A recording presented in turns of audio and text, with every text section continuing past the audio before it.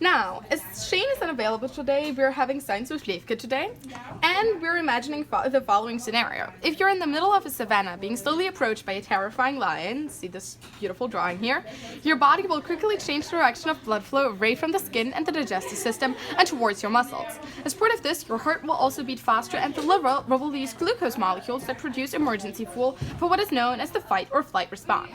In this fight or flight response, your adrenal glands release a hormone known as epinephrine, which serves as a signal within your body. Certain cells, including liver cells, can detect the signal, after which they process and respond to it. This entire sequence from signal reception to cellular response is known as a signal transduction pathway. This following animation will demonstrate what occurs in the pathway. Now, we have an inactivated G protein here, right here, see, and it is bound to a GDP. The first step in epinephrine signaling occurs when the hormone binds to an epinephrine receptor on the cell surface. This is the GPCR, or the G protein surface receptor. In this specific example of epinephrine, it's the beta-adrenergic receptor. And here we have the signal, or ligand, which is called epinephrine. This binds to the GPCR, and this hormone triggers the GPCR to change shape, converting the receptor to its active form. So here it changes shape a little.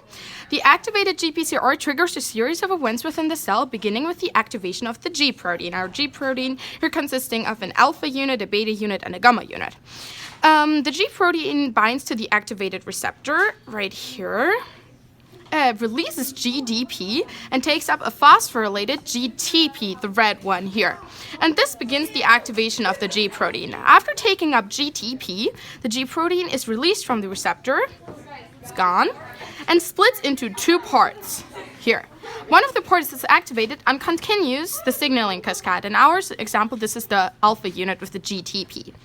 Soon, the hormone also leaves the receptor, and the receptor results in its inactive form again, so it moves a little and is inactive again. Now, one of the parts is activated and continues the cascade, and the G protein activates an enzyme called adenylyl cyclase. So right here, this is activated.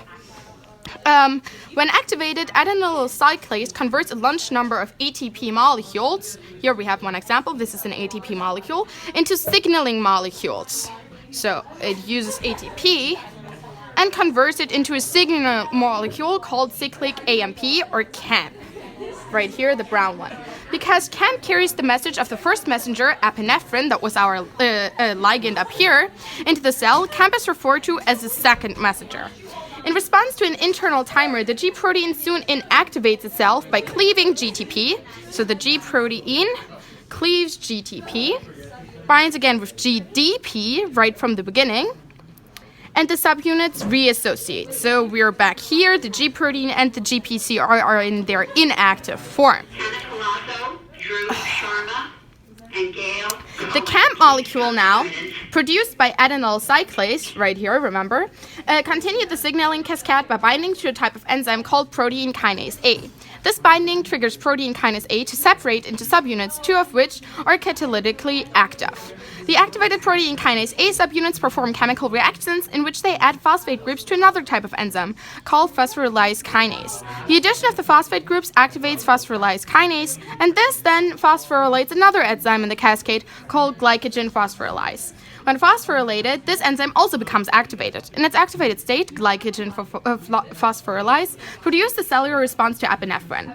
Glycogen phosphorylase breaks down glycogen into its component glucose molecules. During the process, the enzyme adds a phosphate group to each of the glucose subunits. Another enzyme, which is also not shown, right, because we only start with the activation and don't show the whole cascade following, removes the phosphate groups from the glucose molecules. Without the phosphate groups, glucose molecules can be transported across the plasma membrane right here. Once outside the cell, the glucose enters the bloodstream and is taken up by other cells and used as a fuel, a key component of the epinephrine-induced fight or flight response. Thanks for watching.